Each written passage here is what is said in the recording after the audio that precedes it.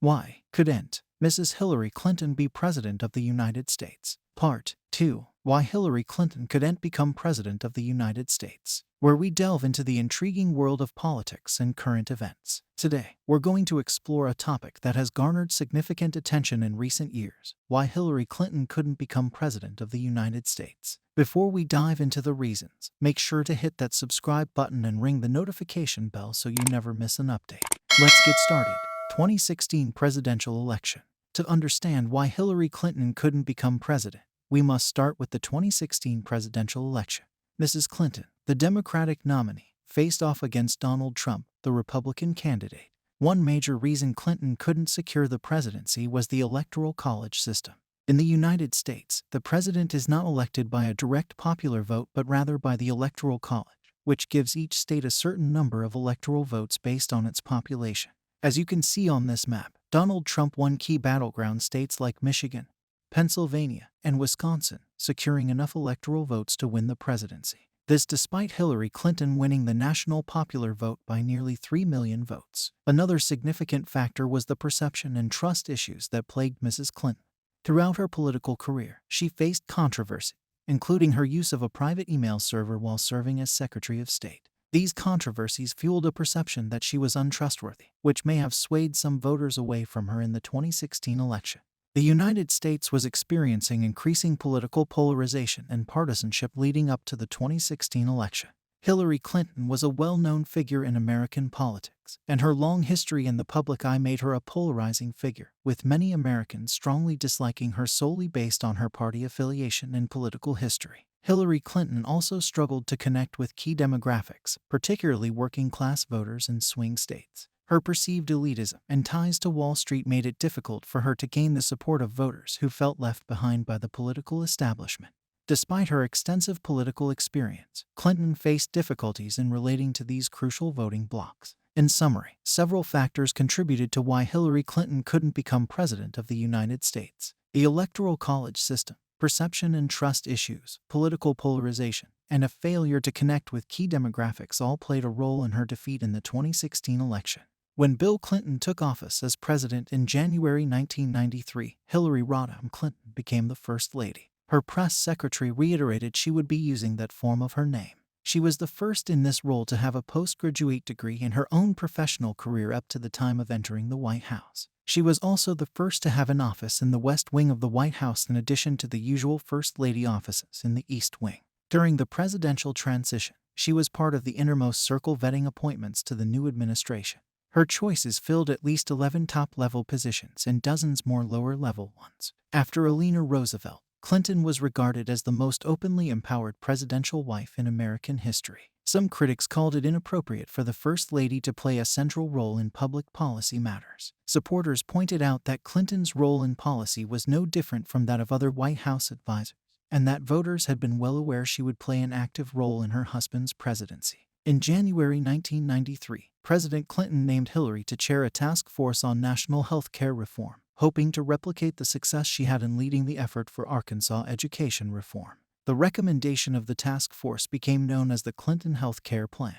This was a comprehensive proposal that would require employers to provide health coverage to their employees through individual health maintenance organizations. Its opponents quickly derided the plan as Hillaricare, and it even faced opposition from some Democrats in Congress. Failing to gather enough support for a floor vote in either the House or the Senate, the proposal was abandoned in September 1994. Clinton later acknowledged in her memoir that her political inexperience partly contributed to the defeat but cited many other factors. The First Lady's approval ratings, which had generally been in the high 50% range during her first year, fell to 44% in April 1994 and 35% by September 1994. The Republican Party negatively highlighted the Clinton health care plan in their campaign for the 1994 midterm elections. The Republican Party saw strong success in the midterms, and many analysts and pollsters found the healthcare plan to be a major factor in the Democrats' defeat, especially among independent voters. After this, the White House subsequently sought to downplay Clinton's role in shaping policy. Along with Senators Ted Kennedy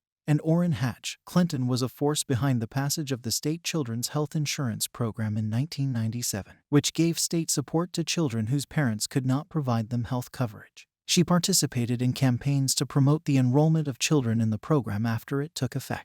Enactment of welfare reform was a major goal of Bill Clinton's presidency. When the first two bills on the issue came from a Republican-controlled Congress lacking protections for people coming off welfare, Hillary urged her husband to veto the bills, which he did. A third version came up during his 1996 general election campaign that restored some of the protections, but cut the scope of benefits in other areas. While Clinton was urged to persuade the president to similarly veto the bill, she decided to support the bill, which became the Welfare Reform Act of 1996, as the best political compromise available. Together with Attorney General Janet Reno, Clinton helped create the Office on Violence Against Women at the Department of Justice. In 1997, she initiated and shepherded the Adoption and Safe Families Act, which she regarded as her greatest accomplishment as the First Lady. In 1999, she was instrumental in the passage of the Foster Care Independence Act, which doubled federal monies for teenagers aging out of foster care. Clinton traveled to 79 countries as First Lady, breaking the record for most traveled First Lady previously held by Pat Nixon.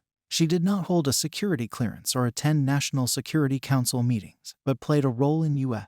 diplomacy attaining its objectives. In a September 1995 speech before the Fourth World Conference on Women in Beijing, Clinton argued forcefully against practices that abused women around the world and in the People's Republic of China itself. She declared, "It is no longer acceptable to discuss women's rights as separate from human rights." Delegates from over 180 countries heard her declare, "If there is one message that echoes forth from this conference, let it be that human rights are women's rights and women's rights are human rights, once and for all." In delivering these remarks, Clinton resisted both internal administration and Chinese pressure to soften her remarks. The speech became a key moment in the empowerment of women, and years later women around the world would recite Clinton's key phrases. During the late 1990s, Clinton was one of the most prominent international figures to speak out against the treatment of Afghan women by the Taliban. She helped create Vital Voices, an international initiative sponsored by the U.S. to encourage the participation of women in the political processes of their countries. Clinton was a subject of several investigations by the United States Office of the Independent Counsel, committees of the U.S., Congress, and the press. One prominent investigation was related Whitewater controversy, which arose out of real estate investments by the Clintons and associates made in the 1970s. As part of this investigation, on January 26, 1996, Clinton became the first spouse of a U.S.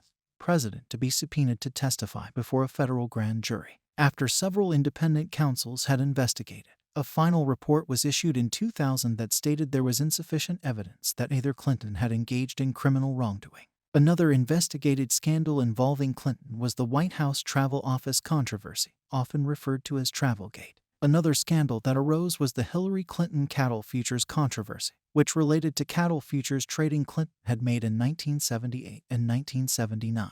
Some in the press had alleged that Clinton had engaged in a conflict of interest and disguised a bribery. Several individuals analyzed her trading records. However, no formal investigation was made and she was never charged with any wrongdoing in relation to this. An outgrowth of the Travelgate investigation was the June 1996 discovery of improper White House access to hundreds of FBI background reports on former Republican White House employees, an affair that some called Filegate. Accusations were made that Clinton had requested these files and she had recommended hiring an unqualified individual to head the White House Security Office. The 2000 final independent counsel report found no substantial or credible evidence that Clinton had any role or showed any misconduct in the matter. In early 2001, a controversy arose over gifts that were sent to the White House. There was a question whether the furnishings were White House property or the Clintons' personal property. During the last year of Bill Clinton's time in office, those gifts were shipped to the Clintons' private residence. In 1996, Clinton presented a vision for American children in the book It Takes a Village and Other Lessons Children Teach Us. In January 1996, she went on a 10-city book tour and made numerous television appearances to promote the book, although she was frequently hit with questions about her involvement in the Whitewater and Travelgate controversies. The book spent 18 weeks on the New York Times bestseller list that year, including 3 weeks at number 1. By 2000, it had sold 450,000 copies in hardcover and another 200,000 in paperback. Clinton received the Grammy Award for Best Spoken Word Album in 1997 for the book's audio recording. Other books published by Clinton when she was the First Lady include Dear Socks, Dear Buddy, Kids' Letters to the First Pets, and An Invitation to the White House, At Home with History. In 2001, she wrote an afterword to the children's book Beatrice's Goat. Clinton also published a weekly syndicated newspaper column titled Talking It Over from 1995 to 2000.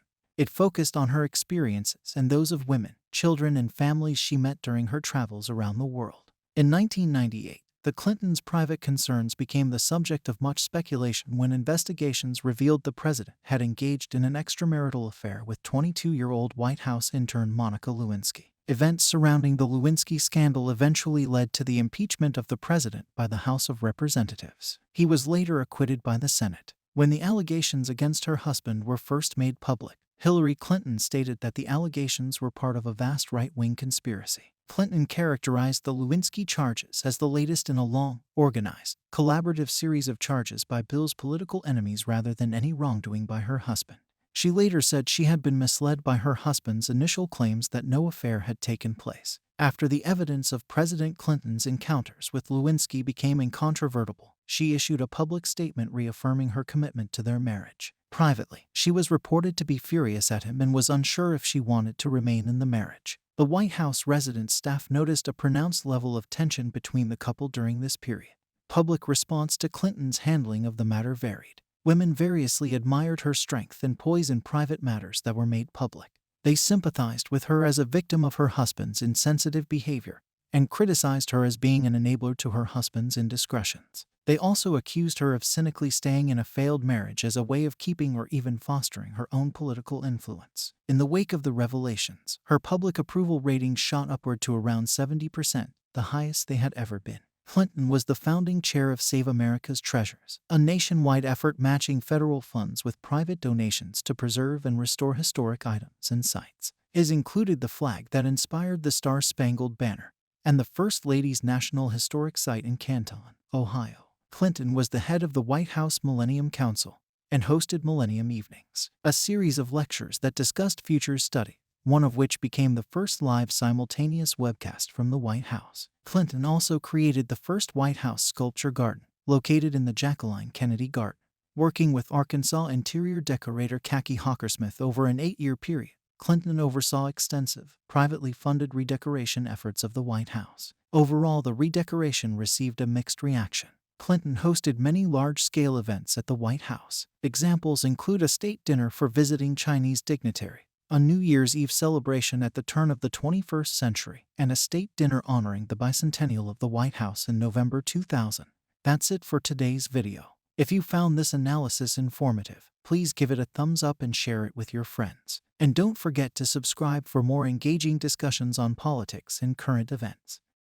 Soon, we will publish Part 3. Thank you for watching.